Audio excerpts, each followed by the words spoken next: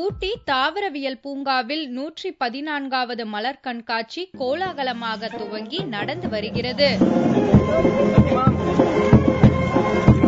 300க்கும் மேற்பட்ட மலர் வகைகளில் பல அலங்கார அமைப்புகள், 15,000 மலர் தொட்டிகள் காட்சிப்படுத்தப்பட்டு உள்ளன.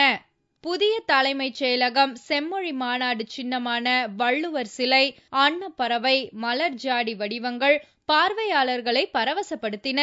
அரசு மற்றும் தனியார் நிறுவனங்கள் சார்பில் 20 அரங்குகள் அமைக்கப்பட்டு ஒவ்வொரு அரங்கிலும் மூலிகை, காய்கறிகள், நீலகிரிக்கு உரித்தான இயற்கை பழங்கள் வைக்கப்பட்டுள்ளன.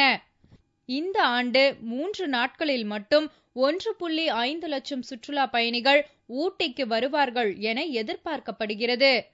மலர் கண்காட்சி முடிந்தாலும் வரும் 22, 23ஆம் தேதிகளில் குன்னூர் சிம்ஸ் பூங்காவில் பழ கண்காட்சி, 29ஆம் தேதி கோத்தகிரியில் காய்கறி கண்காட்சியும் நடத்தப்படுகிறது. அத்துடன் ஊட்டியில் கோடை விழா முடிந்தாலும் அடுத்த மாதம் கோவையில் செம்மொழி மாநாடு நடக்க உள்ளதால் சுற்றுலா பயணிகளின் கூட்டம் ஜூன் மாதம் இறுதி வரை களை கட்டும் என்று எதிர்பார்க்கப்படுகிறது.